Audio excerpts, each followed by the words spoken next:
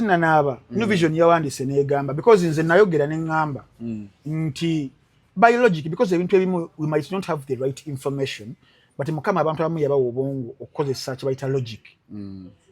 You cannot tell someone nti abeera zana ewaka navuga mailo musanvu oba in fact mailo nga 5 gende kajjansi kumpi nafuna guest house ngagenze kuumula buumuzi.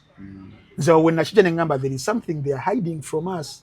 Who was hiding? The police, the family? Both. Because amawulire agaasooka omwogezi wa police njukira bulungi mukwano gwange look batwake bakebedde ku CCTV camera bakizudde nti yayingidde yekka biki and the way the guest house eyo yali protecting mu information. Wanted to protect his image. I know and I understand it is. But then people abused me because I used my logic. Nti nedda waliwo ekitukwekebwa ne banvuma weyogeza oloza oli mugezi nnyo oloza biki. Then yesterday New Vision came and said the man came najja mu black BMW ye nebeerawo nasoka n'agenda then sawa zali ziweranga 11 ezakawungeezi omukyala najja nayingira mu room eyo. So that information mweri gundi yasookera ddala nga bakabitugamba no one talked about that. But me wakati mu kubanga nnumirirwa family okubanga eruzinzo omuntu ngwa owekitiibwa bwatyo eri society nakiye sinnumirirwa but still tuina obuvunaanyizibwa okubanga tutuusaako abantu amawulire mu mbeera ey'ekikugu. Situations ezo wezito zibeerawo and I kept it respectful. So people abused me but then yesterday New Vision came out information yabadde yakafuna mu kunoonyereza kwayo police kwetagaana nga it was what I thought it was. Waliwo omukyala. Yes. Kakunaze engalo Frank. Wejjeredde. Frank oyina bwino. Nazadda Juggernaut. East Africa's youngest professor. Akiri. Alaba ebiri ewala. Tukozesa akiri. Osinze ku profit. Shalom Kawes. Omugezigezi. Yes. So onombeera nabye mu ngalo. Wejjeredde. Nana Hub Mouthwash ly'eddagala ettuufu yennakakasa mu kujjanjaba endwadde z'amannyo. Amannyo gakuluma bw'ossaayo ekyokya oba ekinnyogo gagasanyalala bw'osenya ovaamu olusaayisaayi oba ogayiza ludda lumu. Senyesa Nana naye weegendereza abafere tebakuguza kappa mu kutiya musange mu famasi zonna. Nana yakakasibwa National Drug Authority. Abantu bangi bo balowooza mu ddagala lyaffe ery'obutonde okuva edda abantu bakozesanga nkola ya kizaala ggumba. Mu India omuti guno gukozesebwa nnyo nga enkola eya family planning. Ate naffe ku Biva Organic bangi batyo kutubuuza temirayo nakyo family planning ku Biva Organic tugukozesa omuntu tujja ne tumulagirira bulungi bw'asobola okugukozesa ate enkozesa yagwo nnyangu oil ono ayamba nnyo okukola ng'enkola ey'ekizaala ggumba ate nga yeesigika omuntu etajja kuleeta side effect.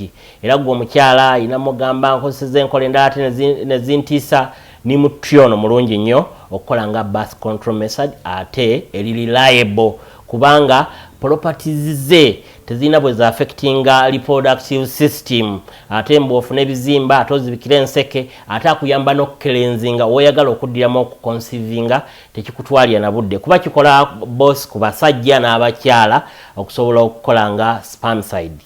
Kati gwe munaffe abadde teekateeka babadde ayagala okuba n'enkola yonna munakyo therapies osobola okukozesa ebintu Tubanjulira Katogo Collections abeegulidde erinnya mu kutikkula n'okutuusa engatte z'omulembe mu kibuga Kampala. Tusuubuza n'okutunda engatte za buli kika omuli eza gentle, sneakers eziri original ne open shoes ennungi ddala. Tusangibwa mu kibuga wakati ku Ham Shopping Ground ku Chains of Liberty ku dduuka namba CL37 ne 38. Ate mmwe ab'eggulu mwabalidde empanga tulina branch yaffe eya Katogo Collections ku street ya Jomo Kenyatta Road. Ate ng'eyo tulina kalonda yenna okuva ku ngoye ez'abaana, abakyala, abaami n'ebyomunju byonna. Tulina emifaliso, carpets, pillow, ziduve, blankets, amasuuka na buli kye weetaaga mu nju. Gwe ow'okumpi n'ewala nga weetaaza okugula ssekinnoomu oba omusuubuzi tosagaasagana tukubireko ku noti 77 noti 88 39 68 oba noti 753 noti 23 65. Darome Guluweng Obino Tracker.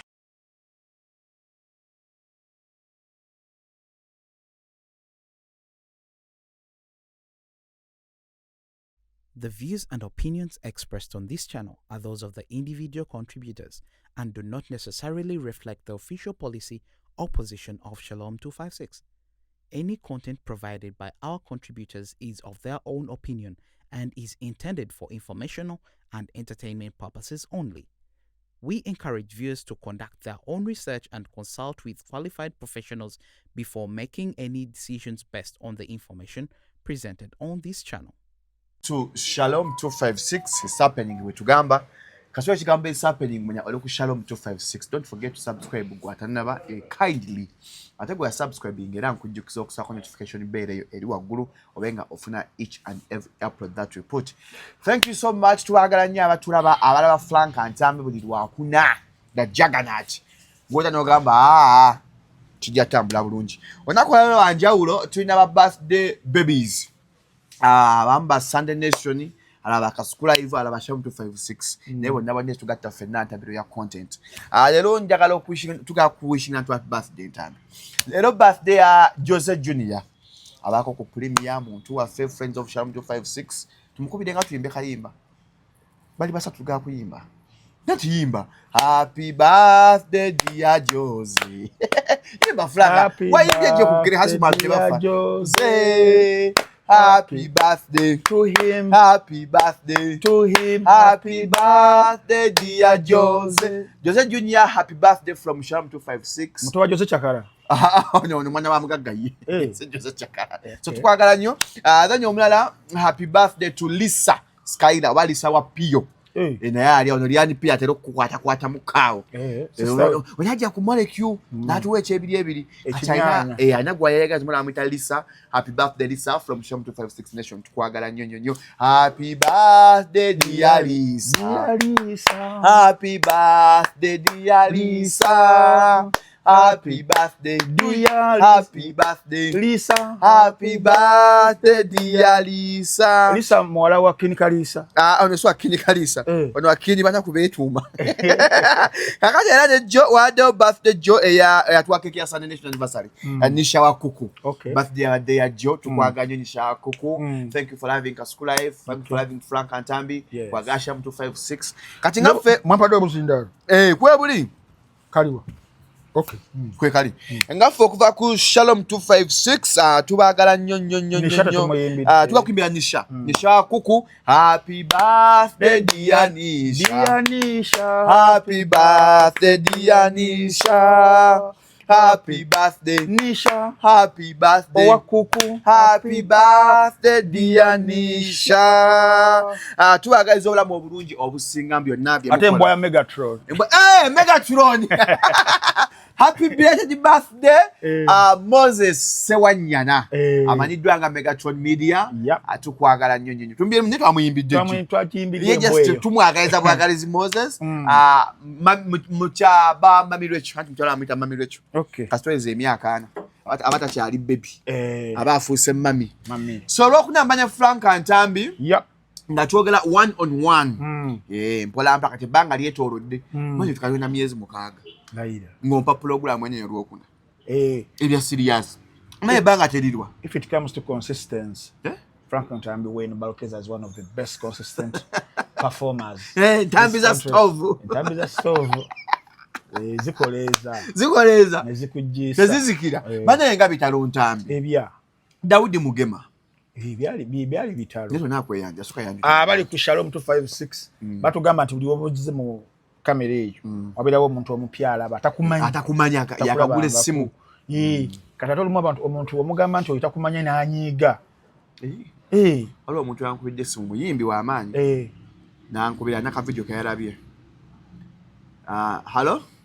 Ni Shalom konze ye. Ontegedde konze nedda nangamba erinnya. Nanga kyoga kimuje tonna namba yange. Ntambi. Is it a must that you must have for those numbers as abantu? Kana game tufa abayimbi bakimba. Ontegedde. Shalom ontegedde. Nanga nedda sewo. Nze gundi. Amba najjeko ddembwa. Shalom kyoga tonna namba yange. Amba najjeko embwa. I don't have your number WhatsApp. Embwa. Allah. Funi babawo yatune obali number zaabwe. Yagwe oyina ekisa. Amma bali ku Shalom 256 amanya Frank Ntambi Wayne Balkeza, the youngest East African professor, the juggernaut, the renegade, the encyclopedia. East Africa's youngest professor nakibagambye dda aka right now the orange cat naye kapa Kyebagikola ennaku zino. orange cat bamutabusi bamutta afiira miguwa the youngest kirikomawa nkyali muto nnyo kuba professors babeera myaka 7 I'm the youngest paka when I was in Kago oba 7 aweta oldest omachiwaling wait machiwaling professor kiba kikukolera mbadde gamba nga kitali kya Daudi Mugema nga sinamugendako nsooka okujjukiza abantu baffe ku biva and natural health products esangibwawo Mengo opposite Masengere ewa Dr Richard Senjobe akapya ke nalabye abantu abalina vitiligo oba okwokebwa abalongo kubanga Michael Jackson ebyali byamwocha obanga ine mwanga ja pink ngemya mimyofu nga tolina pigment eyo eya melanin ngegende ekendera Dr Senjobe anedagala yino kuwa munaku 3 ogenda baskinyo eteredde kuba ku 075 60 24 27 kaweka apkolo ka basajja nabagamba n'ensonga lwaki namba eyo etuli mu mutwe kaweka apkolo koyo kugeya tumala setezo abasajja mu kisenge yes nga towangira muri 075 60 24 nalini Aisha Furniture mchalo oyo nangamba eddagala ly'omusajja limukoledde ku mugejjo banje ku weight loss biva organic akola abakozi matendo kugamba obumpimpi biva organic buli ndwadde yonna agijjanjaba mmere organic sebyo mbw ate eddagala lyankoze editi ate simanyi side effects mbw ate biki akujjanjabisa butonde bayitaba biva organic maaso eyo mpolampola buli story nja kuba nditawo sponsor wange omu beyongera nimekubeera nga mutwetamwa naye nga ate mune bano we batubeezaawo abantu bajja batubuuza lwe yabuuza naye ntambya akola mulimu ki kakatawulira mbu oboolanga mahot A&B obusulubwanga aba cleaning services obusiru bw'abantu abamu balowooza okukola kwekera kumata n'ogenda mu office omwezi negugwako ne bakuwa emitwalo 7 size babawa abasinga bambi wano kakadde nakugamba nti no mu Uganda population nga weeri eya millions 25 ezirina okukola ezituusa okukola milioni 9 zokka yes zokka ezikola naye ku 9 ezo only 1% yefuna 1 million and above kyenyamiza oba kitegeera so bino ebintu kasobeera ng'olina akiri omutwe just have to learn how to monetize your skills okitegeera ffe batuyita mu offices ez'enjawulo okubawa consultancy ku kintu ekyenjawulo noba sayiningira nti njagala sente nasezo walyanga wenyita abalanga baliwa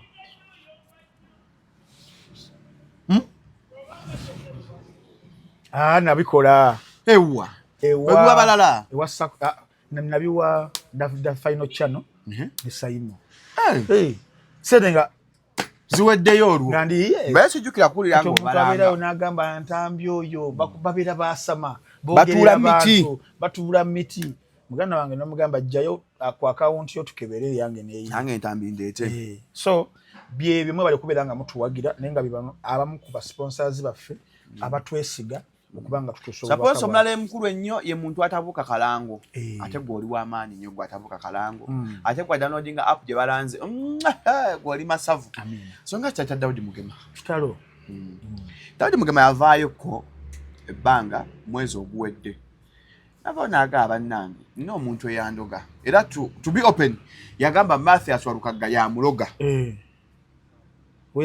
bwe yagamba era namukubira n'akayimba kanywa musaayi nengako interview ne Mustafa n'avulunga ebyayagala Daudi Mugema mu Siddogo naye nga yakola interview ne Daudi Mugema nali ngenda kukola naye interview naye bwe n'abaswezi asooka okukola enkadde nga nali mu kkomera bankuwa ebintu bya green mu kugulu bwe yagamba nti babimukuba ate out of the blue in turning of events n'agamba banduka awo nagala sijja mukola wanjagala nnyo emboozi z'eddogo naye kamuleke ntambi olowooza lwaki gufuuse mugane ennaku zino mbu eggulu ewaliyo katonda w'abayimbi bannabitwe n'abalina following lwaki buli afuna ekizibu abayimbi bagenda nnyo kati eggulu mbu takyakuba nnyimba mu studio alowooza ekintu eki kankuwe kahiti kange ngende eggulu ozubuvaawo oluyimba olumu oluli ku album ya GNLs zamba bayita homecoming kuliko oluyimba baluyita bakube baffe bwe yali amaliriza eri yagamba nti ffe tusaba kitaffe ali mu ggulu mwe musaba kitammwe ali mu ggulu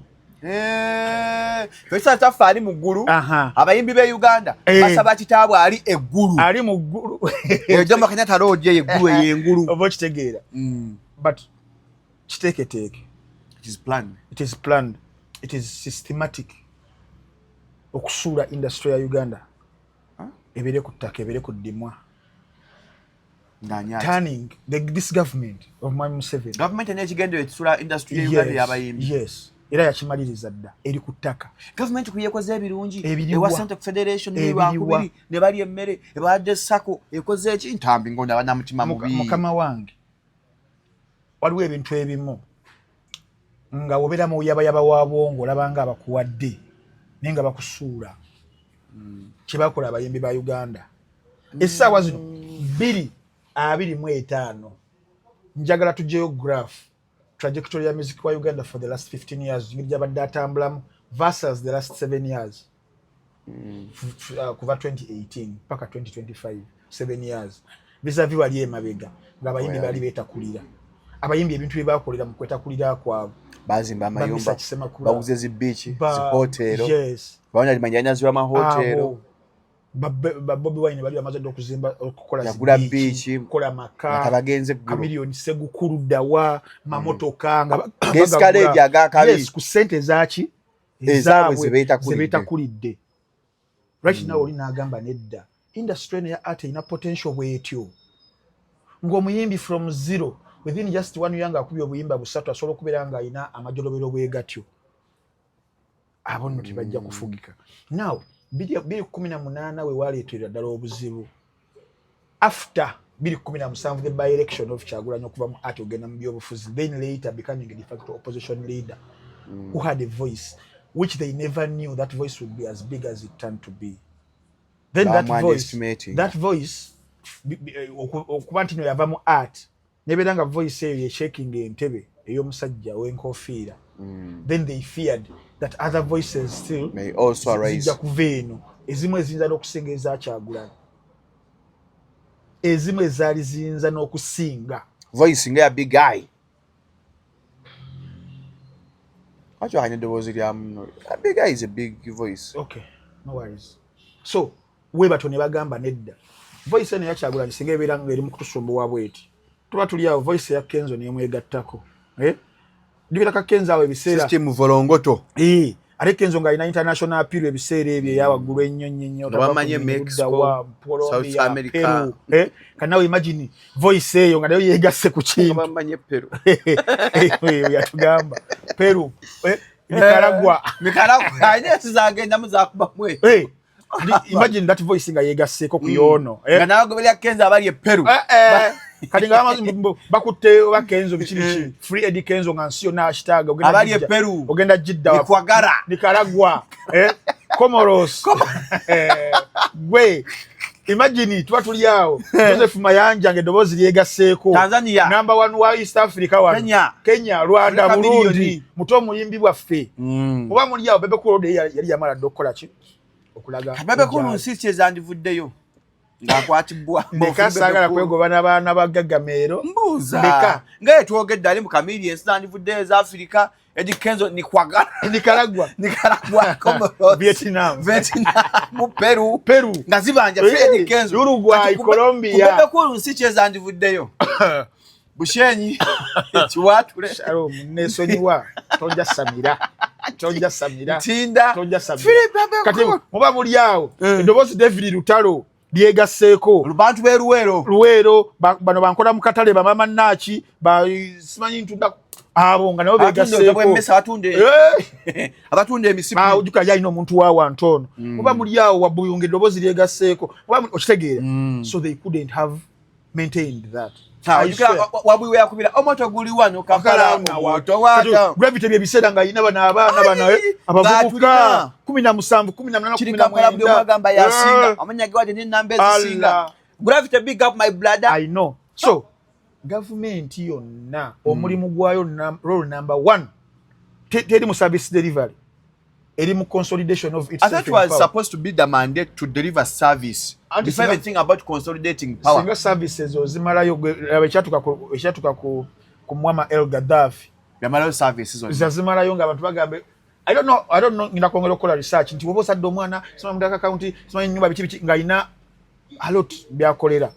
Nga bimazeeyo kati abantu batuuka nga tebakyalina kye bamusuubiramu baagala kukyuka era bali abanato bwe bajja okumulwanisa ono kyali kyangu because bavanga Bengazi yes yali ngatuuse mu state ya level of complacence oba okitegeera kati mu gavumenti bagamba tolina mumalayo byakukola nalekawo kenguudo ezimu ziyombye ku bantu bannanga oluguudo lwennakawuka kati olukola mu kalulu akaddako olwo tufunye obululu bwabwe so omulimu gwa gavumenti ogusinga obukulu is consolidation of itself in power kweremeza mu buyinza kwewaŋŋamya mu buyinza kati gavumenti negamba this movement of artists now it is the new normal olonga power a shiftinze avudde kuba elite avudde kwabo ba seasoned politicians abasajja agambye ensonga semasonga 5 bishitandiko shiftinga power shift egenda eno ezze ku baana kakati awo art yafunira obuzibu n'okutuuka olunaku olwaleero kakati ne bagamba instead of empowering because already yali akulaze signs waliyo ekiriyo Shalom agagabaliddeyo gundi agagabaliddeyo n'ogundi azimbye government ebere yagaliza abantu baayo banga abayimbi bali mu sector eyo employing millions esukka 3 indirectly and directly n'omukuleto kubanga walite emisolo yali badde potential basket mwino kubanga ebempoweringa ne bagamba twataddeera wakanzwa nga ugambe sawa zino mu foreign exchange gundi soko kubanga zitwetera sente gold tourism ne kati sawa zino labor expatriation bateka uko amaanyi nga walaba bagamba nti ku nyanja kuliko empuuta mulimu ennuni katuprotectinge eki ennuni empuuta zaffe katuprotectinge water bodies ezo lakes nebateyako ne military kweri to protect ne wano baligamba let us protect this fraternity of the arts industry because it has the potential of doing ABCD and E kati awo tebakikola how do you protect ngayo mukola biri policies ne wano mukole ennongosereza muletewo policies esobola okubeera nga zirera webale zirera zempoweringa zipromotinga tebabikola ne bagamba temwemenya feka tuteekewo wano center of buli muyimbi wasobola okujja n'aweebwayo kaweebweddwayo teri kintu kibi nga sente kirungi ate kibi oba okitegeera nti omuntu abeera nga abadde akola Shalom ng'akenda ku Shalom 256 ne JB ne bakola obuntu bwabwe mu maanyi gaabwe abantu ne bali aba sponsors ne bajja singa bajjawo omuntu n'agamba Shalom oyo nakubira essimu n'agatusinkane ku Golden Tulip Kampala nga laga Shalom kali mpangisiriza wano olugendo okubeera ng'ova togenda kubanga osasula rent togenda kubanga okola ki ate buli lunaku ngenda kuwangayo oba buli week nja kuwangayo obukadde 5 oba 10 Shalom mukkirizo bagana productivity yeefa suda mnakwata kamera bugamba yenfaaki tugabugambi JB oyagala tunda daegu ngende ku YouTube jukira batuvuma nze banvume sinala kyenkoza omuntu n'abeera eri n'akuvuma n'akuyisa mukama buli lunaku n'obato omuddamu n'akuvuma osobola okukomawo kakati kyatuka ku music industry wa Uganda nti balaba figures ezali potential voices ezali egase ku Kyagulanyi oba nabo creating a parallel voices nenga zili ku kintu kimu nti we demand this and this and this ne bagamba kati awo kituba tukola tubayite abamu tubawe ebijolobero tubawe ebitiibwa tubawaagafo presidential advisor ba creative because ebitya eno biki tubawe oli wa ghetto webityo kati bakolemu n'ekibiina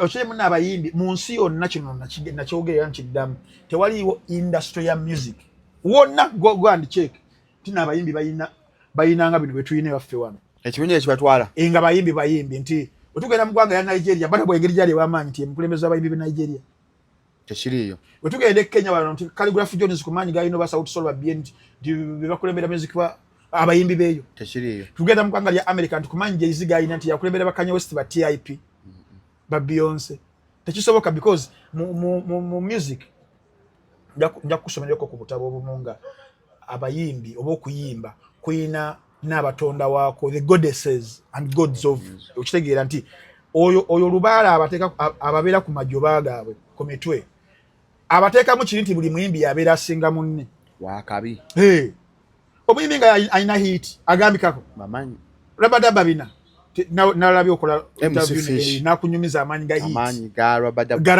radio natya najjako ani oyo kyebayita music hit egyo emu ekyusa obulamu nga teyagambako radio batuka ne bagamba Bobi Wine mu 2016 wo kaledi yako nga wokamanyi olajja buuza MC Fish line eyo basanga mimi sijja mogera wa amanyi ngo tuvire mu lukubo ina luyimba ki ulina luyimba ki bayo tuyitewo baledi ge gamanyi ga art kati buli muyimbi ekyo kimubeera ku jjoba Nzo wakabiye yo hit nga kulembera president talina ayinza kukubira simu tojikwa jangu tujja mu meeting yachi kuki why na katambula kati kizibu bamukolera to be independent era just nakuyanse na abayimbi abasinga tebaligeze na record labels bwa abereyo era abasinga if they get bavayo niyabisaza Michael Jackson yagenda okufanga balina obuzibu ne Sony nagamba koyi sawa zino liri wine walaba enjawukana zaina ne Badman wakashimani obo kitegera so kyali kizibu nawo government negamba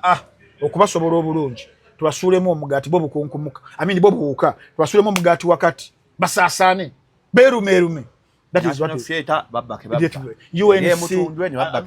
NCF waliwo UNCC wonna yabedanga bateekawo omuyinza okukunganya abawe ssente mwekube muleme kubeera nga mwerowooleza then obuzibu bwa ssente ezo azikuwadde ogenze kuzijjagulwa muganda wani wa Museveni kakati obeeranga abasajja akuwaddeyo akasente obukadde 10 bukadde 2 bukadde 5 akuwadde emmotoka n'obeera nti no bino bitwala much to parliament simanyi babye ssente z'omusolo osobola okubeera part of that or even airing out your voice whatsoever so ye embeera gye baateekateeka okubeera nga basuula music industry ya Uganda ekituukiridde muganda wange kituukiridde industry yagwadde da mulimu just a few individuals abali mu kwerwanako bonga bo ne bagamba ba Joshua Baraka bebe kuro mulaba ali mu kugezaako agenda Kenya naye yabali yagendeyo ne bekalakasi so I don't know why baba kitegedde nti ajja ne bagaba twekalakasi oba kyabadde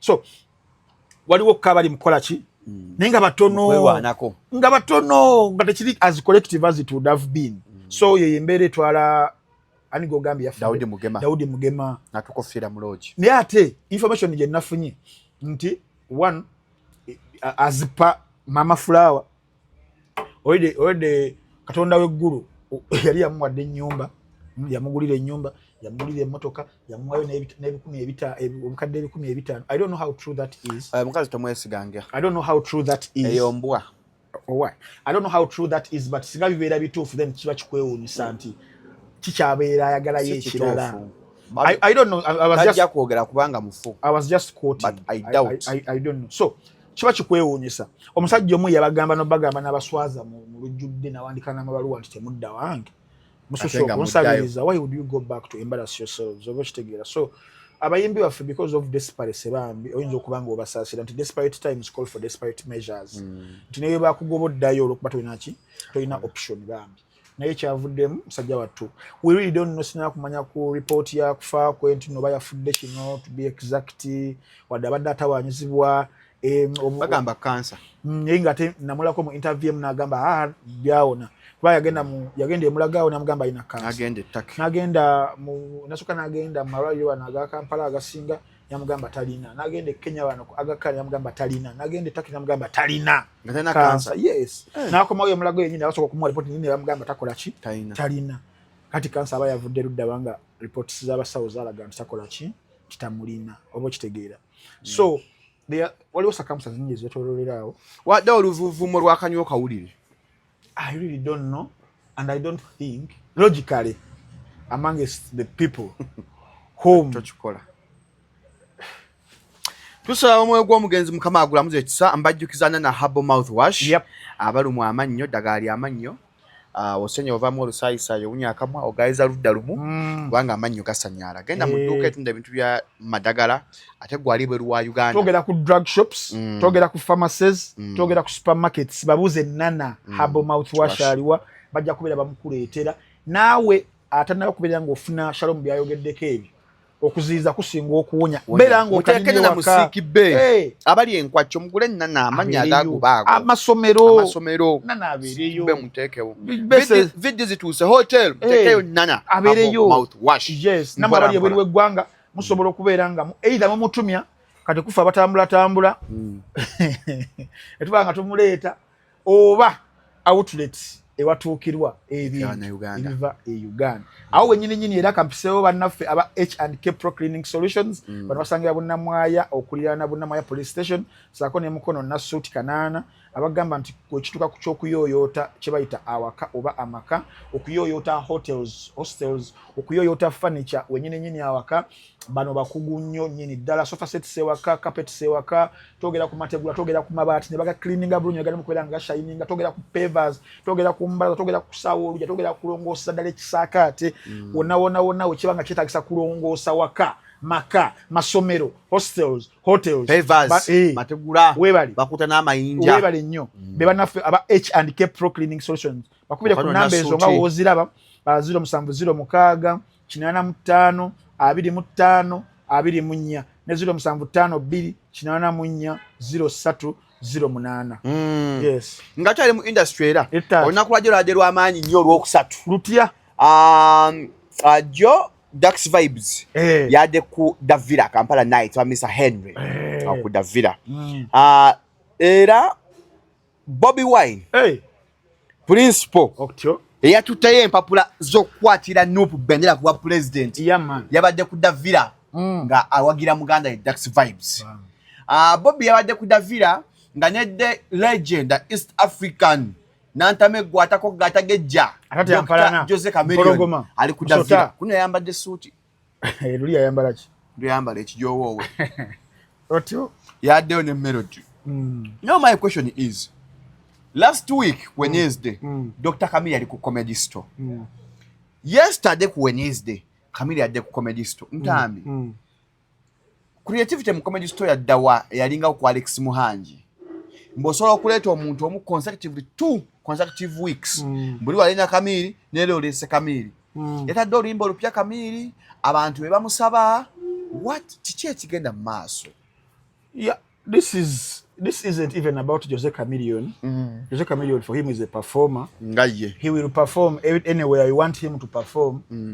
Waliwo guy yatunyomeza yali Mustafa yatunyomeza nti King Saha waliwo chali alina send mukwano gwe mugagga amupangisa namugaja ngo nyimbire mu mukyala wange ewaka mu meza mwaka bantu babiri n'abayimbira nabo muwa sente najja nayimba kyo mulimu gw'omuyimbi kuko kuba kuyimba niwo mugamba ayimba demu anko yajja kuddamu asolonga zo musasula. So this isn't about Jose Chameleone, respect to you asokadde bali Jose.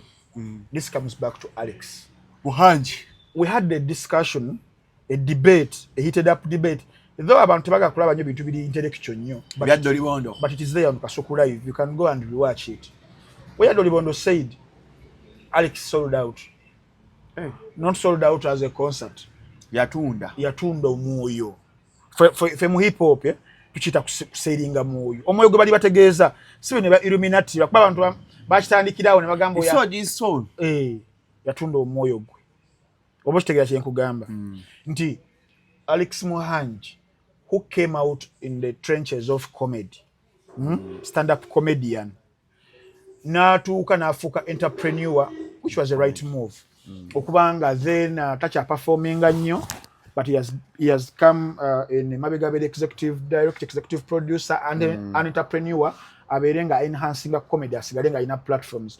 Music already has a lot of platforms each and everywhere, but then comedy was marginalized nga ina platforms imbale ntono. Comedy Store we yajja, it was such a venture abantu gye bali badde embracing and nadala bali comedy fraternity nti naffe tufunye platform yaffe where we can express our skills and talent each and every week. But then because of being for an entrepreneur byabeera abala okumaintaininga audience ebirenga ekomawo buli week ngefuna ekipya ngate mwe ba comedians wembanga mbaleta buli week mwinzo obutaba na kipya, you will be complacent muyiya twagala ko discussion yaba comedians abadda mu jokes abatasesa kakati Alex yes nti yenga entrepreneur and yakirabirawo n'agamba maybe I might not sustain week in week out of just hosting comedians, let me integrate into music and it was good for him as an entrepreneur, but then bad for a comedy for the comedy fraternity. Wachi tichituka ekiseera comedy music, because of music dynamics of music is very very different from comedy. Music is you would want to repeat a song waliba lukunyumidde every after checheta multiple streams ku streaming platform the sawa zino nze buli wemba nzija wano mpuliza homecoming album ya Zamba I don't know how many times nyimbo, but then kizibu nnyo okuddamu okuwuliriza a joke of a comedian. Yasami and sawa. Njiddemu. Bwe busibu obubeerawo. Kakati wo bringing a music aberenga alikiriza comedy. Obera we Amanda mu mbugo. Oba we yechi Amanda mu mbugo. It is going to take over. Because of Ajabi Kachiri because dynamics is different. Webali nnyo. Ne kibeera takibi nnyo ba comedian ne bagana okubanga bayiiya.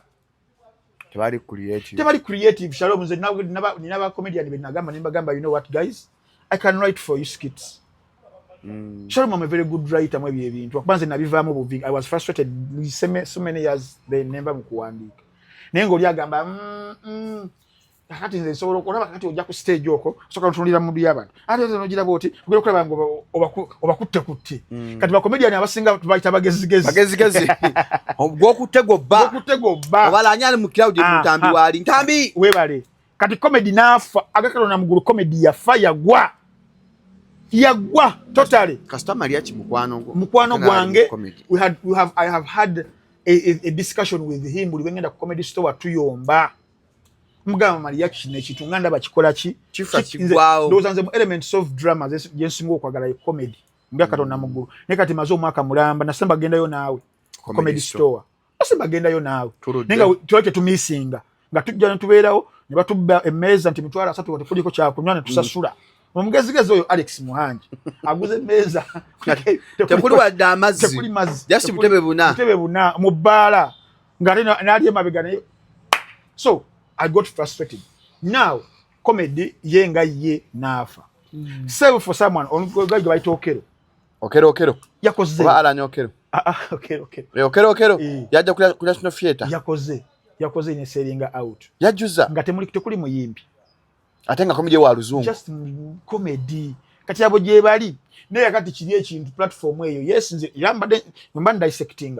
I can feel from Hanji as an entrepreneur because yachira banga the art is dying yaba comedian stand up comedians abo abambavudde ku byanyanja ade batunda byanyanja yabadde makanika nabiranga sasa bajobbi banne naga hagenda mu comedy store gezeeko walu yajja asoma muri ga NTV nene yagavutali dayo yagamba Hanji video gije ku YouTube raira tedwadde yaseka bantu bato abasani abo abenfiri kakati nekibeera nga bambi ebyaddala comedy wa stand up wa platform ngeye yali y'amaanyi yatuka ekiseera n'agwa yeyike vivi ddala kati buli comedian ajja oli omulaba nga kugezaako kugatta balinga nga bali mu kubbayo ogusemba kati bayigaako okuzina akabaleeta ako ebyo nazina kikangana nagamba kasokezeyo mutemu mumpite dayo mumpite pitanga ita star najja nazina kumba onna bayinga time budde juka modda shika 10 najja nabayisamu akabbo nasoka najerega ntambi ne Shalom shika nezigenderera mwana nabalabye boys omitre okeze bobo negwa nagenda ababya babasaze ki ensawe wedde emirimu so comedy nabeera bwatyo now Muhanji nene afuna obuzibu mu music na obulala ndwali music yali akwatiridde okitegeera comedy kale music lina afuna ekirwadde ekyamulumba naye kansa n'amulumba afuna kokolo soka nalumba comedy ye n'amutera ku ndiri kakati music yo nabeera nga akinago kaseka kumbe naye awanise talina sekerera waki wankenku kakati ne kansa n'alumba music kansa walumba music tuva kogera wali emabega music industry ya Uganda what is its state down aliko oxygen kati Alex nga ye entrepreneur omugezigezi tasobola kuluzinga audience ye kati wabera ngo muyimbi wa amanyi nga Jose Chameleon he would rather namuleta leero namuddamu wadamu na scanning nga tewaliwo kiriwo mu bayimbi aba namukomyawo because Chameleon alina that ability ye discography ye Chameleon wajja mu comedy store nga mwadde sawe masola kuyimba ko quarter of his discography kati uli yayimba quarter of enyimba ze uli yayimba za Luswahili jo yayimba za Luganda wajja nga yimba ebirala nti at least katolo ogene era naye tekimweyinuza kisuula kisuula nacho the council na alumbye comedy namuteeka ku kitanda nalumba music namuteeka ku kitanda kahalaja kudda kulumbani Chameleon yennyini abelenga film ya Final Destination you can never cheat death bloodline you can never cheat death obo kitegeera nti being somewhere ngogenda performing and okoma onenja na damu na komyawo but I love diminishing returns is exploiting you gwe gwe yewe binagala nga damu ayiya ye mugezigezi ngajja kudavira obanga agende Tanzania nga galeta Diamond nga amuteka wali ku offer nga bajjake 10 obe ye mugezigezi entrepreneur comedy we binagala bino ngagenda mbikonde nga tegeka celebrity matches oyo muhanji gola muhanji mugezi nyonyo muhanji mu bitu bya sende yamanyo kola sende obo kitegeera era ye he can survive the amatabaga Noah nawe gajjaja ga surviving but then for the genre as comedy, for the genre as music, then for the artists boka ajabalo misa cancer muhanji yenyini yes amanyi gabadde manji mbajjukisa nayo sponsor nga nega sekompya nange ndi mugezigezi njiyiza ye olingata nega soke mbajjukize twamaze biva Katogo collections abasubuza engoye kinomu nezo okusubula ebyo mu nyumba byonna carpets mifaliso bed cover nebirala basangibwa kwa mu Chain of Liberty shop number CL 3738 abegulu basanga kuli mu Kenyatta 0770883968 kone creator bakwambaza engoye ezakabi muri content creator okola ku TV genda oyambale bulungi Katogo collections banya suitcases tambula ezyala ku mikolo okwanjula nezigenda ebweru mpola aha nyamajukisana faba www.openmarketuganda.com yazze ojukira Alex badanga bacha tunga bana batundanga balio batanga ba Alex abatundanga ebintu online asagulya konyo online kachakala ngonya chotunda ekyo mu nyumba bagula fridge etane tukozeko genda ku www.openmarketuganda.com gendo benga oteka muteso ali choyagala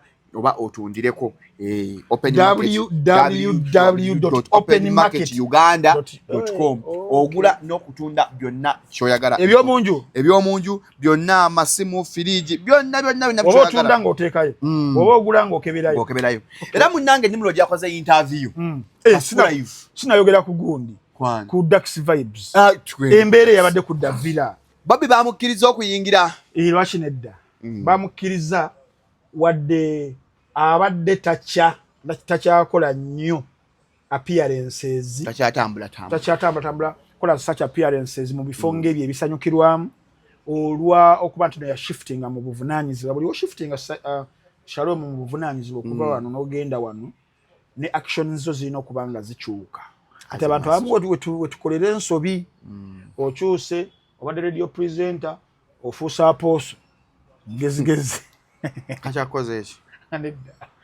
Mugema ayita anyway so watyo nalabika kajjo ku performance ya muto yatudde wotero tula yatudde eno maaso eno mu VVIP we yatudde nenengera abamwerekedde family yonna kumpi chairman Nyanzi yabaddewo that's beautiful Eddie yawe yabaddewo Banjoman yabaddewo ate Mickey Samulabi omwana oyo manager Johnny namulabye ne yabaddewo then n'abalala nalabyewo Fikigaze ne bali yenga ayimiridde abugiriza nalabyewo Big Guy Fikigaze addayo agala kuyaka mpola kumanyalaze lwina mulabanga ali ku chupa quickly cover Fikigaze gyali naye alabika beera sinu yali mugatta leka tusabe ate balambi yali amututte bala mugezigezi nnyo akusula mu kinya nakweziikira oba toli mugezigezi oyinza obutavaayo akuleka mu ddungu atali mazzi naye Fikigaze akatusabira oberenga ogattagatta obulamu oberenga okumawo so bwatyo it was a night of buli lwakusatu baleetayo ko omuyimbi oba abayimbi kati night yajjo badde baleese Dax Vibes I think ne Tracy Melody oba saabaddeyo mbanali emigoberera osoma bayayimbya naye nga Dax Vibes Dax kana akayimba ke bano nana ako kayimba ni Ava Peace aka Dax ni Ava Peace wakaita atya tabu ojja kundeetere tabu katwalo kalayini Bobi Wine yali yakuba ngakola challenge ako kalayini era Dax namwa nakakuba mwawo namuddiza akazindaalo ke ne band yabaddeko ne bedanga ekuba ennyimba za Kyagulanyi zonna so the villa nefuna the highest turn up ever wajjudde okufa obufi abantu abamu nga beeri pabwe eri Mr. Henry tukoleko abamu nga bali jukira mulimu emiti atwali nnyo ku miti nakoma kulaba nga Rita Dansola performingira ku miti n'awalampa n'azinira ekyo bwe nalabe nga abantu ate bagenze ku matabi waggulu bali mukulaba Bobi Wine nga tebakirabangako eno parking baba usanira ba embere yabadde ku Davira era kesi si ene ku bana fiscal planning naganda ekifo kigenda kugwa mugamba musajja afulume Kyagulanyi nafuluma mpola ngekifo ate bakyekulumulula buli budala ku status buli budala ku video wano dogo site nga ateekayo nga bafuna wili border safe border ntwala ku Davira abantu nga bayitirivu jukira bakizimba ngeji bakizonya nga go down wansi kati kigenda ate kugwayo kula Bobi Wine omaze embeera yabadde nyango omaze okwana Bobi Wine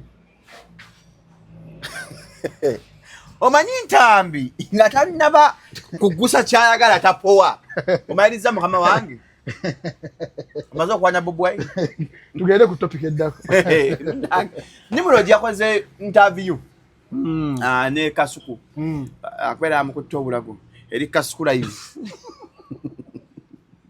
ngagala kulwana mune Kasuku nava nasengeka bwati yagaye mu kuyimba no mu Uganda nagamba Chameleon yasinga Bebe Kulu namba 3 namba 2 Bobi Wine namba 3 dijen bwekiri bwachogedde kankebere wano Nimrod yagambye Chameleon namba 1 Bebe Kulu 2 Bobi namba 3 nenga bino ntambi anabiwulira atya nani nentambi bane buli lwakuna kajatu we submission ye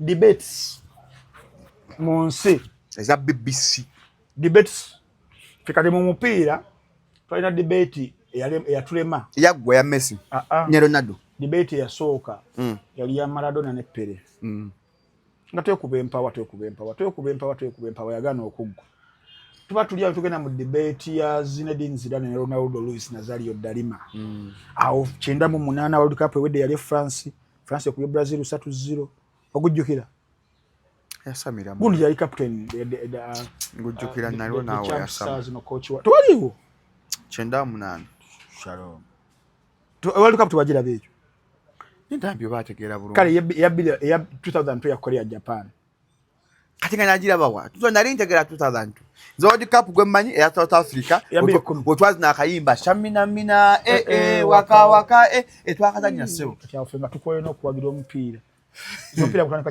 9 mu Euro ejja akazanyaawo sebo nga tuli ku speech day twazanyako kati debate yo nebeerawo ya Zidane ne Dalima nevaawo then Gaucho najja in the picture n'abamenyawo netabeerawo series ninga twategera yajiwangula tuba tuliawo ntuyingira mu debate ya Messi ne Ronaldo ndoza ye longest debate yebadde longest debate paka 2022 gundi wawangudde World Cup Messi General Messi nga obera objective n'obo wagira Ronaldo nganzi ebyaddala kabaka bakinyeeko kekintu ekisajja kabaka koze byonna ekisukulumu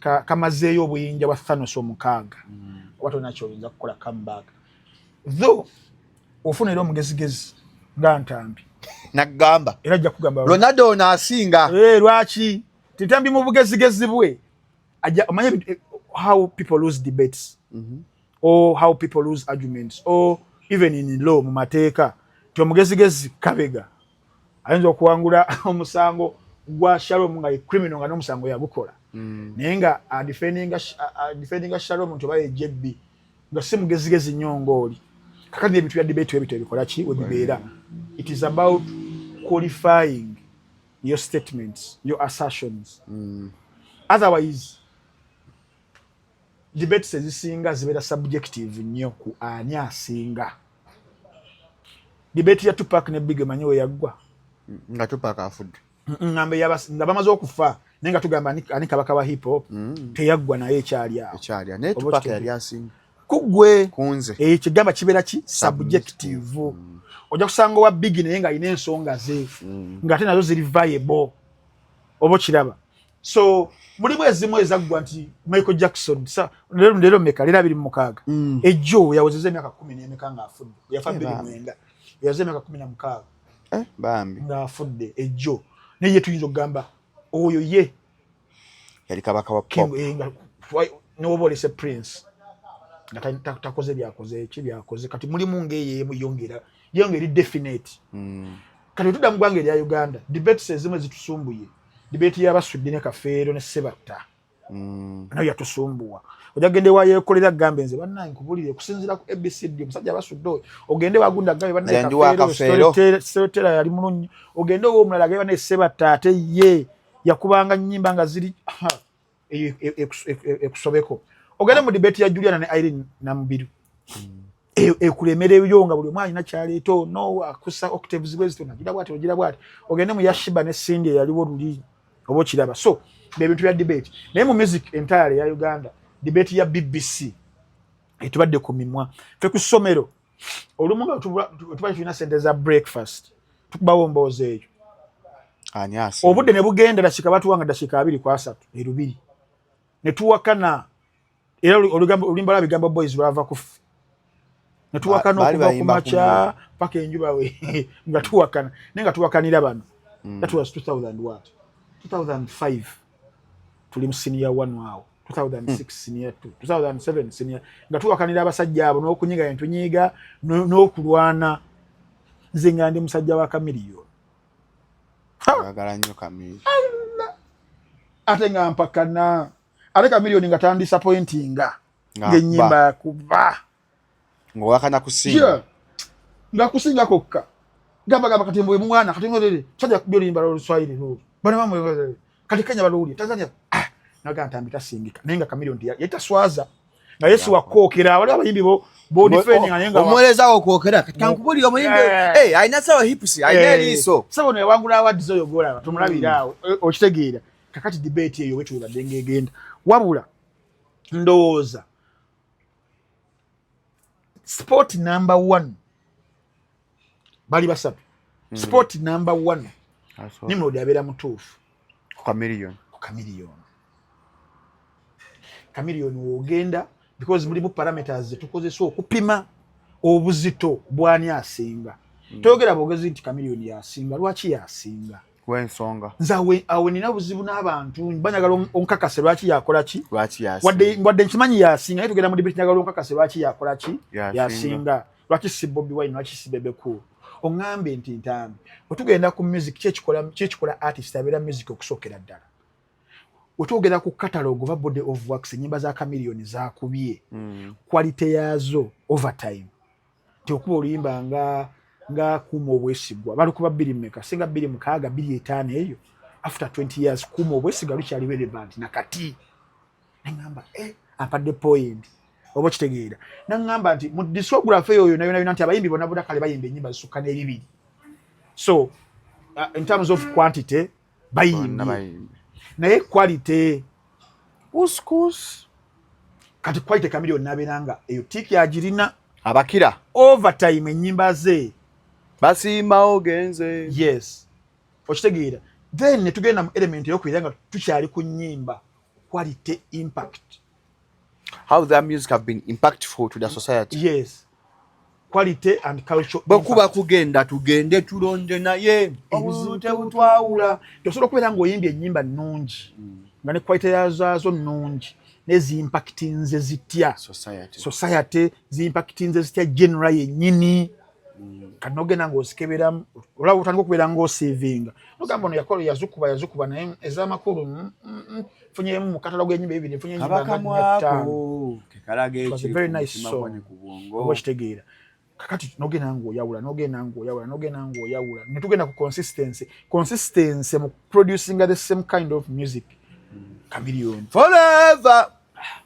bino byabaki byabanene bili abiri mwete musajja avuga alina avuga no one has been as consistent as Jose Kamiliyo in East Africa not even Uganda East Africa badudu baya bakita ba Mr Nice bakita ba Professor Je bakita ba Red Sun bakita be batandika nabo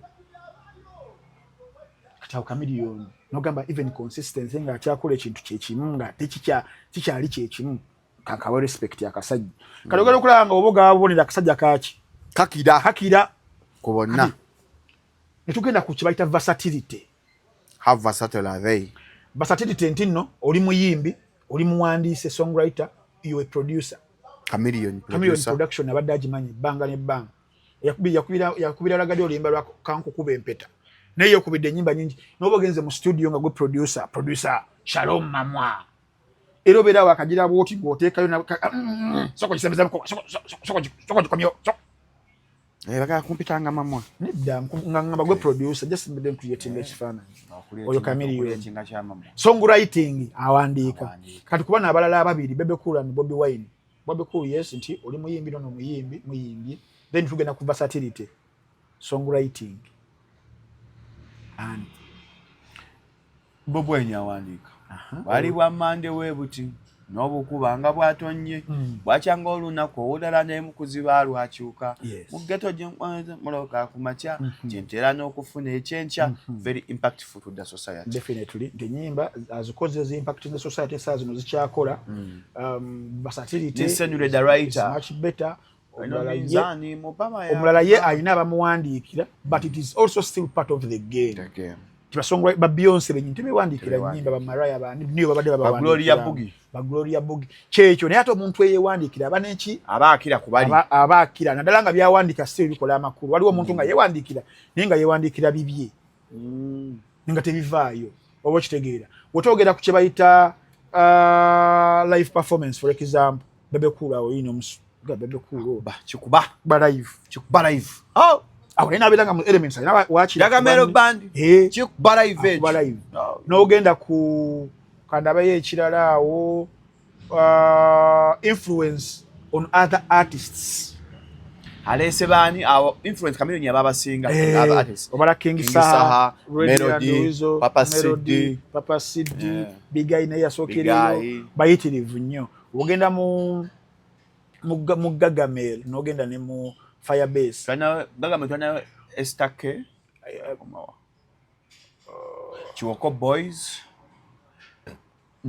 betwalinayo nye bloga penge bwetugende kamwocha Banjo Mani Mickey Wine ono amatama yagejja amatama kati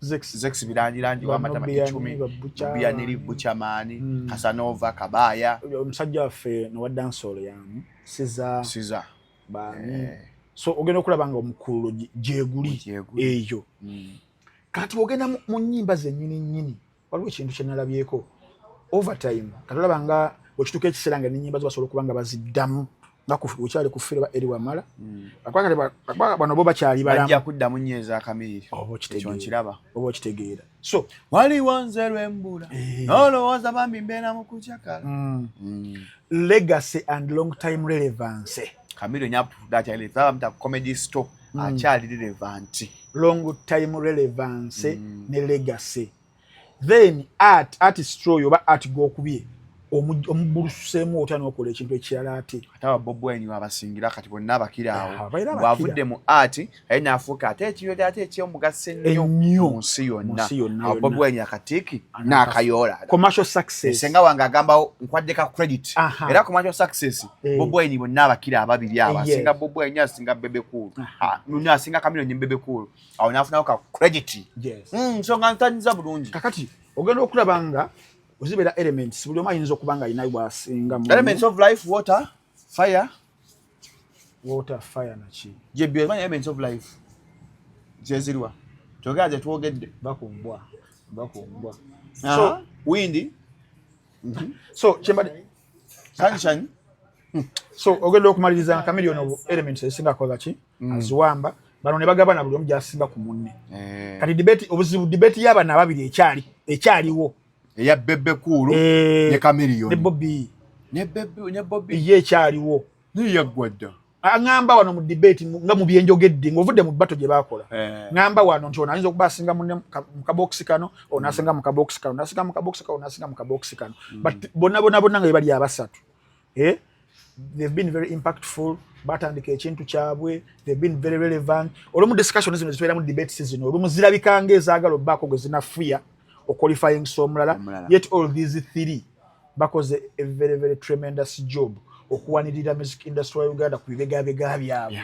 for the last 25 years babiranga ba impacting abayimbi abala bayitirivu nnyo abaze before them ate nga bakyali relevant ne bakola mu ebintu ebirala ebyenjawulo ebiyitirivu ebirungi okuzama amateeka mpolampola mbajja kusanga 23 August tugamba ku Tubanyi Center mu Hijab Nation Shamim Mayanja abayita abakyala abasiramu aba empowering emeza abantu omunana obwa abakadde bubiri ordinary emitwalo 5 muga kuyiga okukola emigacho okukola ebintu bingi nnyo entrepreneurship skills mu abakyala abasiramu ate nga 27 July tugamba ku 4 points halali branch eya big events leta mama wo sengawo yakusomesa Qur'ani abagala ogenda kudinga sasa nko ku dates ga mubala tutwala muntu mubala genda nga 27 ojje ku 4 points obenga atojja ku Islamic branch agenda baya halali ya feba Islam nange mu bufu bwe musobola kujisaka abantu bafe ba Sham confection abakola obumpwachi abo basanga ku mall bakola cakes batako batweninza juice abo twasindika juice making yangambye aize kadagana nayagala kola business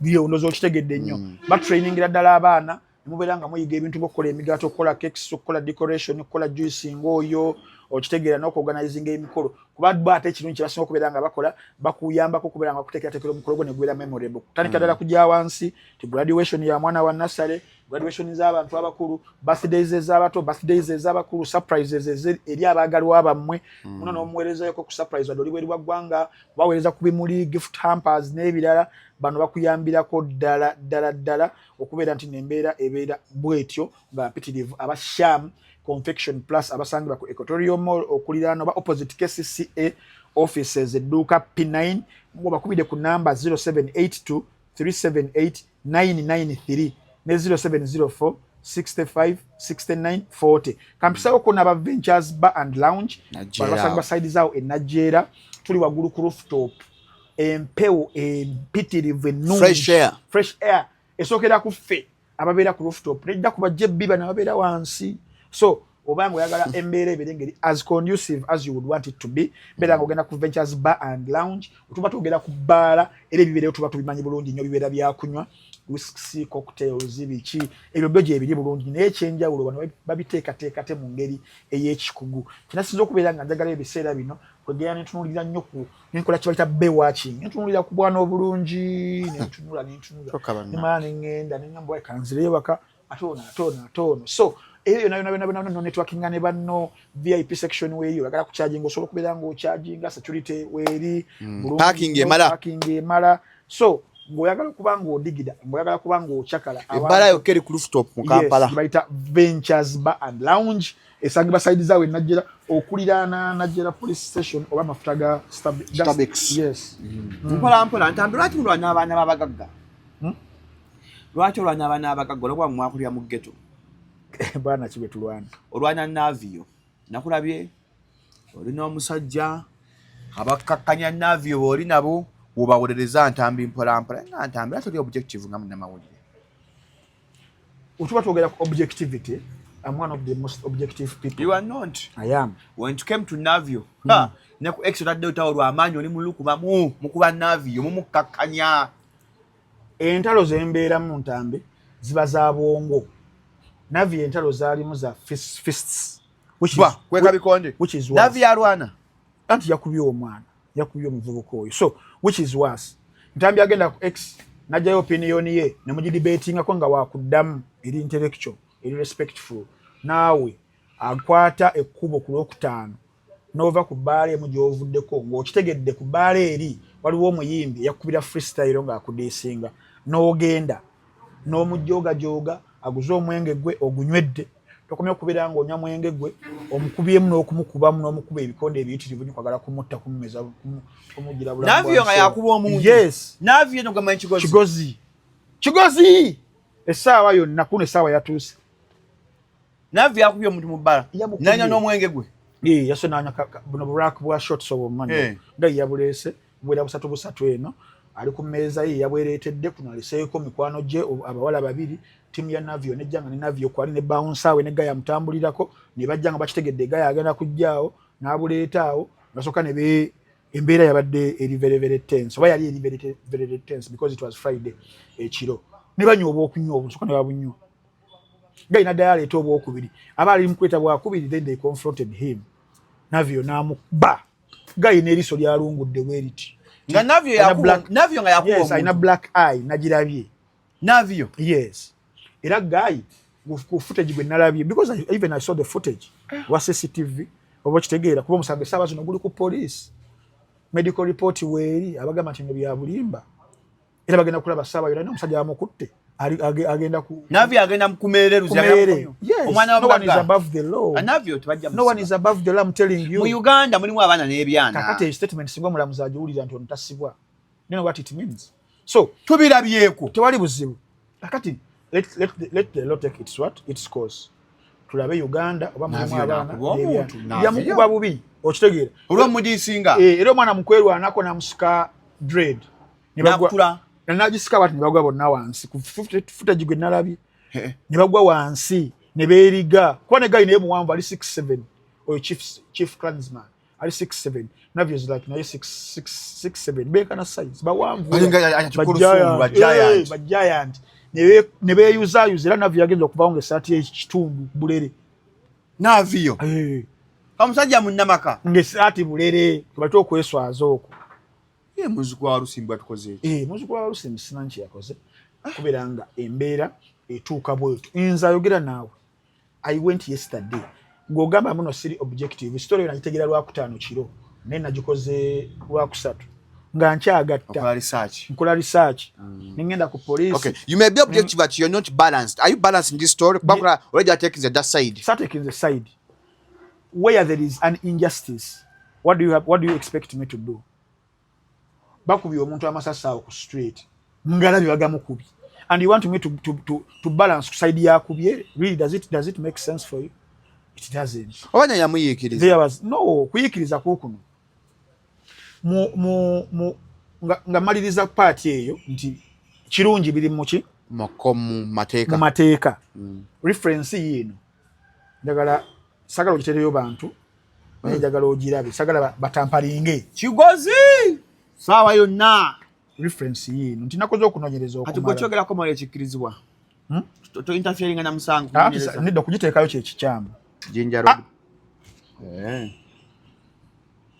si yeno mukama wange musango kyawo assault kuliko linnya ki Kigozi Daniel aropa ya Kajezi D.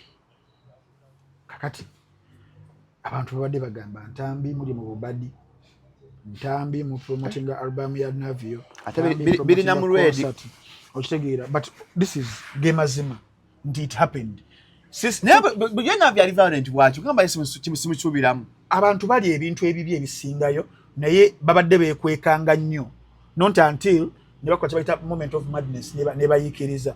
No one knew that Arakeli yakola bye yakola not until nge bisango givuddeyo. He thought he was smart. No one knew that Didi yakola bye yakola paka when byavaayo. He thought he was smart. So twina abantu bannyo mu industry abakola ebintu ebibi abakola ebintu ebibi nenge bajja mu maaso ga kamera they act saints. He's one of them. No. Because he has been acting a saint for the last 20 years. Oh bambi nga tulowooza it was yesterday when I knew when someone told me I don't know how true that is nja kuteekawo disclaimer that yakubako kona abayimbi abala aba Navio atata abatalina ba rapper abali enatenga bamaanyi omukubonga na legend Navio nga yamukuba kubali betogeddeko abasatu sijja mwogera yanga amukubira ki omukubba wadi wina eyamaanyi ennyo mu nsi ngamukubira ki kati awo nno bijja kujja mpola mpola I was told so I don't know how true that is.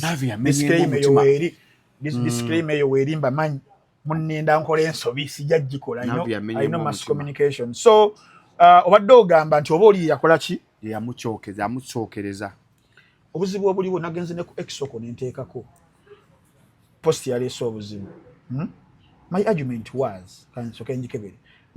was nti era nabadde mugamba nti Mr. Daniel Kigozi ddamu mu Luganda Mwami Daniel Kigozi such violent reactions to artistic expression from Chief's clansman such violent reactions to artistic expressions chechi mu Luganda ebikolwa ebyo ebyefujjo ebyokwagala okuba buli omu muyimbi wa Chief clansman oyo chief mulamba are deeply concerning and highlight the need for conflict resolution through non-violent means.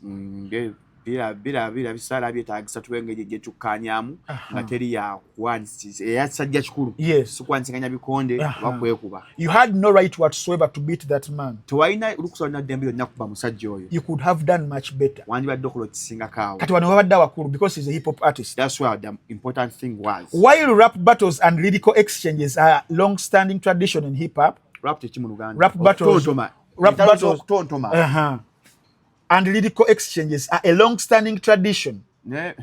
Physical altercations have no place in resolving artistic differences. Okulumba n'okuba abantu nakolako effujjo tekirina kifo kyonna mu kumalawo obumulumulu mu bayimbi nga bumulumulu k'amaanyi. Yes, these actions are not only regrettable ebikolwa tebyejjusibwa kyokka but also set a dangerous precedent. Bisetinga ekintu ekibi ekigenda okujja mu biseera by'omu maaso, potentially undermining the integrity and safety of artistic community. Abya bikkakkanya integrity kyeki mu Luganda ebimu simanyi nange basegedde. Yes, so awe natandikidde Shalom nga lwaki nti obadde ogamba nti oba osanga oli yakoze eki yamuyiikiriza.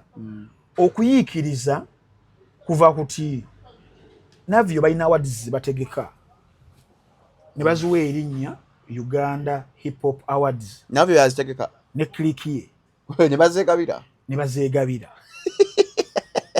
navyo yegabira awadi agenda kukola nga Shalom Friends of Shalom azitegeka, then natekamu amanya gaba rappers at their expense, then ne bazeewa. Kati ono omwami rapper, he was concerned because ali mu industry okoze ekintu ekiri private kya public. Anything that you do for public kiba kigenda bera subject for public to scrutiny. Kitegeera. What did they do in 2023? Inze we nawangulira award gye bampa eya media personality of the year. Na award eyo okugifuna gye wakaka abantu nali mugezi kaka wakwesa blackmail si blackmail babakanga uliriza nakitegeerera nti sigenda kugiwangula. Nimbagamba one sabaga ko nominating because waliwo enkola ebeera awo kibayita yaba culture vultures.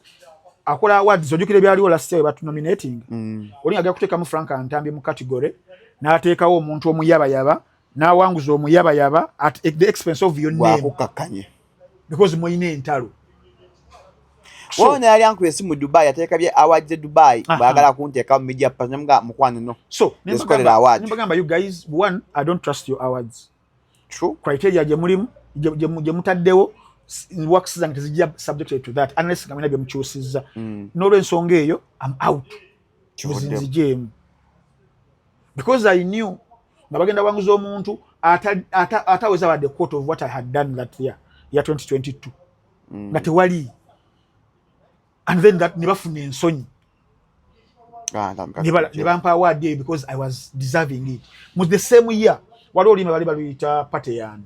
Eno Pateyani, what's the plan? Mu 2022 Shalom nga ojjukirayo oluyimba oluyinza okuba nga lusinga Pateyani nga sina mu hip hop mu koba mu rap.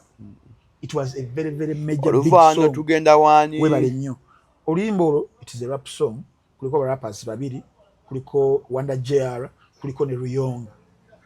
Teba nominating aluyimba olwo mu awards eza 2023 eza Navy. Omwana yabagambye nti those are Chigozi and Friends Awards. Teba nominating nikibeera okay. Kati omwana n'avaayo n'abacriticizing one nti benyimba zibateekamu categories ez'enjawulo ezaabwe nga zisukka ku criteria gye basettinga nti oluyimba okuba nominated lulina okubeera nga lwalirizingibwa mu window ey'emyezi 11 before the awards. Bo ne bateekamu ennyimba nga za 2-3 years ago ne bawangula. So omwana n'avaayo n'akuba freestyle Chief Clansman ng'ayogera kweyembeera n'aba exposing owava obuzibu kugamba okuyiikiriza. Oba kitegedde yakola nkola Mahatma Gandhi ye agenda non-violent way definitely gye yagendamu okuva olutawo ne lubalukawo. We lwabalukawo awards ezaawedde eza 2024 nze n'ensonga lwaki navaayo eyo because olwamala okufuna award eyo ne industry engeri nagiramu ne ngamba kamba aviiremu baviira ngenda eri kyemuyita ekidandali mu pop mbeera eyo gye bankolera emirimu gyange because I knew what was ezo tuzibaddemu nzimanyi mu 2024 because they were criticized mu freestyle ate ne banominatinga Pateyani ya 2022 mu 2024 ne baginominatinga ne bagiwanguza What kind of people are those? Bakwesa criteria ki? Criteria yesooka gy'oluyimba okubeeramu lubeere nga windo yalwo ya myezi 11 kati because they were criticized ne bateekayo oluyimba olw'emyaka ebiri bejjako kiri ekyokuswala kumba ate bongera kweswaza kakati omwana ndamu yanakuba freestyle endala era n'aba exposing. So this guy nti yakozesa artistic self expression tools okwogera ku kibeera ekibi. Kyobala bali ngambye nti no mu rap tetukkiriza bintu byaku tetukkiriza lyrics benyimba webale kati Navio ekyamulema because is not at that level of okutakula omutwe gwe okubeera nga ayiiya okwano kinenemu ekyo nze nkubuulira kinenemu olutalo kati goba oli muto togobedde hip hop kinenemu olutalo lwa Atlas omumanyi rapper ne clear cut naye gambo kyogedde kinenemu nkubuulira nti obeerawo omuntu nga tali singa munabeera mubi naye nga tali meant for that si space ye bangi ba rappers bangi kabeere ba Kanye West tebasobolawo Kendrick Lamar yasudde this song Kanye West tamuddamu wabeera abantu nga bo bali awo kati Luyonga ne omuzukusa mutwe mugala Luyonga waliwo anakumanyi yagenderayo mu studio nakuba freestyle oba kitegeera kati Navio awusiye waludiye era ne wabikuba biyinza obutanyuma tuvula teyeetawaanya alinda bamuwandiika ne bamuwandiikira n'afulumya ebitanyuma ne bibeerayo. You understand? That is Navio for you. Over this way wonna kati omwana amukuba freestyle wamukuba nemutuulamu mu kabedo ye n'amunoonya mukuba ki bikonde era we yamugwikiriza nti ali wano ku bbala bagita 1420 foma Gabiro najja n'amukolako obulumbaganyi obuli physical tekikkirizibwa wobeera nga you're calling yourself as he calls himself I'm the king of rap kati gwana kubo kina anti chiba kyongerako omanyi waliwo ebintu ebimu nga if someone does something it speaks more about them than you to justify violence yes obo kitegeera so nze sibiti so Navio oba okuba ntambi no worries so kiba kyongera okulaga kyembagamba era omwana ye yagambye nti obuzibu obusinga okusumbwa Navio gundi posho that is a posho monga agiram now what is that ebyo what is that omwana we yagambye interview najikoze Navio wabo we yagambye Chief Clansman I'm quoting Sky yamuletera wakisibo omulamuzi I'm quoting Chief Clansman said Navio is a posho monga Sky is supplier we Sky tadidi ngere osewa bay Sky ali mbine ebiti plain kibanga kati ye Chief Clansman yagamba mu bigambo bye ne interview yakola ku ssanyu ti the guy ekimusumbuwa is a posho monga wakisibo omulamuzi bigambo bya Chief Clansman sagala magi antwali digitalira ntungo I'm quoting verbatim so bwe obuzibu obuliwo nawe nze badde kugamba ekisembero ddala nga tuva tugenda mu hip hop ebitwawula ku genres endala ezamu abakola ebidandali walina n'okugira oba nanga poshe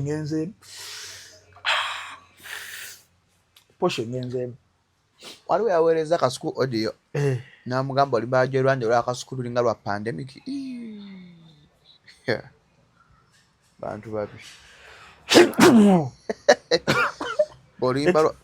olimba lwakasuku olajjo Iranda lulinga pandemic kakasuku n'abimpeereza akasuku ye bad boy mbadde nkugamba ekyawula hip hop genre as a culture ku music genres endala kiri kimu it allows self expression obeera olina obuzibu ku muntu oba ku mbeera here studio so abayimbi overtime bazze beekubira these songs nga oli wakubirawo omuddamu kyekisibadde nnyonnyola bali mu tweet yange kyekikufuula omulungi mu game not using face bino biba yabakiface no it isn't allowed anywhere tukivumiririra it isn't allowed esisobola kuddawo nenkiwagira at the end of wonna nze n'ensonga lwaki ndi ku side ya Clansman it is because he was beaten if he wasn't nandibirese but someone as stifolinga artistic expression or intellectual expression or debating yakozesa mu fists nga akuba because he's connected. The mom is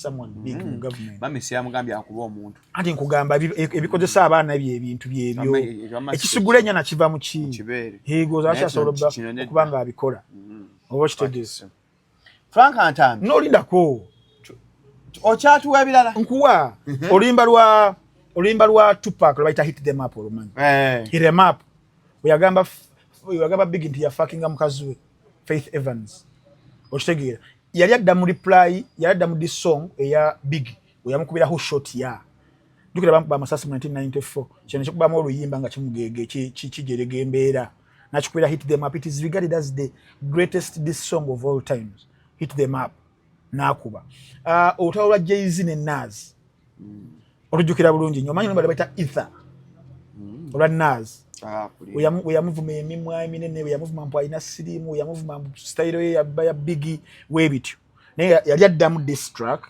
Jay-Z yali yamukubira ya take over ku album ya Blueprint ya take over oba kitegeera abayimbi kyabalala Eminem ne MGK Machine Gun Kelly. Eminem akola rap god kaine kamukubira rap devil ka MGK nikamteka ne lines za mwala we Hailey. Eminem naja nakakuba Kill Shot ne ending career ya MGK okitegeera wano George Uzo utalo lwa Drake ne Pusha T namukubira oluyimba Pusha T nakubira Drake bali balita Son of Adonin nti yazalo omwana w'obulenzi mu stripper namukweka okitegeera ne beetwala ne bekubira this songs zali mwenda ntoto olutalo lwa Meek Mill ne Drake olutalo lwa esaba zino luliko olwa Kendrick Lamar ne Drake wamukubidde Not Like Us okitegeera era naye era nga akomyakomyawo ebintu ebityo so abayimbi bangi guninga yakavamu NWA Niggas with Attitude Ice Cube yakubira aba Dr Dre Easy n'abakubira this songs nene bamudiza Kanye West 50 Cent ojukira bato yabo gye balimu bingi nnyo. There are so many rappers over time kuva kubali jaja fe Barakim ba Ghostface Killer ba Randy MC bonna aba LL Cool kibaddewo nti mu general yaffe tetukkiriza fists so bwe buzibu bwenina bokka obwa Navi ekikola kyo kiyakoze tukivumirira he would have rather hitted the studio than going to a bar to embarrass himself like that. His legacy esaawe eno ebeera eri shake for what he wants to portray to the public. Ekinguziza amazzi gano olwaleero nguzegana amazzi ga Lwenzori gali fresh and clean. Franka onaabe engalo lwaki wava n'okola interview ewa Farouk Sakozi ku doctor ne yafudde Dr Kigundu n'agamba abantu nti mulumu yali mwalimu omukyala abantu ne babaka ne bakuvuma olunaku lwajjo New Vision yavuddeyo newandiika mbu doctor ne yafa yalina omukyala gwe naye mulumu Franka n'abenga nga sinna naaba New Vision yawandiise neegamba because nze nayogera ne ngamba nti biologic because ebintu ebimu we might not have the right information but mukama abantu abamu yabawa obwongo okukozesa kibayita logic. You cannot tell someone nti abeera zana ewaka navuga mailo musanvu oba in fact mailo nga 5 ogende kajjansi kumpi nafuna guest house ng'agenze kuwumula buwummuzi nze when nakijja ne ngamba there is something they are hiding from us. Who was hiding? The police, the family? Both. Because amawulire agasooka omwogezi wa police njukira bulungi mukwano gwange look bakebedde ku CCTV camera bakizudde nti yayingidde yekka biki and the way the guest house eyo yali protectingamu information. He wanted to protect his image. I know and I understand it is, but then people abused me because I used my logic. Nti nedda waliwo ekitukwekebwa ne banvuma weyogeza olowooza oli mugezi nnyo olowooza biki. Then yesterday New Vision came and said the man came najja mu black BMW ye nebeerawo nasooka n'agenda then saawa zaali ziwera nga 11 ez'akawungeezi omukyala najja nayingira mu room eyo. So that information mweri gundi yasookera ddala babaka bitugamba no one talked about that. But me wakati mu kubanga nnumirirwa family okubanga eruzinze omuntu nga owekitiibwa bw'atyo eri society nakiye sinnumirirwa but still tuyina obuvunaanyizibwa okubanga tutuusaako abantu amawulire mu mbeera ey'ekikugu speculations ezo wezito zibeerawo, and I kept it respectful. So people abused me, but then yesterday New Vision came out, information yabadde yakafuna mu kunoonyereza kwayo, police kwetagaana nga it was what I thought it was. Waliwo omukyala. Yes. Katunaabe engalo. Kankunaaze engalo Frank. Wejjeeredde. Frank oyina bwino n'azadde Juggernaut. East Africa's youngest professor. Akiri. Alaba ebiri ewala. Tukozesa akiri. Osinze ku profit. Shalom Kawes. Omugezigezi. Yes. So onombeera nabye mu ngalo. Wejjeeredde. Tibanange temunvumanga. Ekimpisadde East Africa's youngest professor kuba nti n'ekyenjawulo kye nina mu akiri yange. Okulengerera ebintu ewala n'okusoma waliwo ansindikidde ssente. Tujja kussa ku Shalom Independent Forum. Tukujje ku eri gy'oliko. Eriwa. So nga tumaliriza ddala mbajjukiza bannaffe aba Vine Fitness Gym. Vine Fitness Gym esangibwa luddawa. Kikyo tuliko banna. Kisaasi wano. Yes. Bukoto opposite Shell ku Kirabo Complex. Kirabo Complex we wasangibwa Vine Fitness Gym. Abagala okubeera nga musalira ddala kye bayita amasavu. Abagala okubeera nga mufuna kye bayita muscle building. Abagala okulozinga weight, abagala strength training, abagala zumba ne fitness dance webiri, abagala aerobics ne relax stretch webiri, abagala spinning ne cycling studio sessions weziri, abagala okujiminga, abagala okuba ku bikonde, namwe abagala okukola body toning bena webiri, mu bakugu benyini ba trainers abalungi ennyo.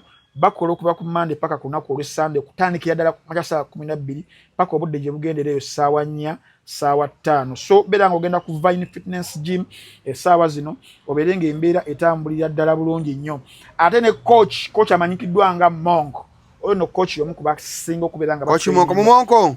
W'amaanyi nnyo. Ya training sijja kubogera ba training. Naye nga ayina kye bayita private. Private mobility training. Nga kinoomu. Nga ng'olina oyinza oba tolina obudde bujjeno kisaasi naye nga osobola okuba nga omukubira kasimu najja abakyala bangi abali omulina ku ssente naye olumu bambi obuzito oba okitegeera aerobics ng'ezo body weights nutrition advice boxing n'ebirala ebiri mu physio asobola okubeera nga akutrainingira ddala mukubire ku namba y'essimu 0780 655 27 kanjiddemu 0780 655 avira ddala ku Vine Fitness Gym. But Vine yennyini Fitness Gym bw'ayagala okubeera ng'ofuna programs zaabwe oba ng'oyagala kuba ng'otandika nabo bakubire ku namba 0772 98 79 99 beba Vine Fitness Gym and Steaming. Tetugasukkaano twane Frank Antambuli wakuna musibe bulungi musule bulungi bukedde bulungi na gy'oli mwera.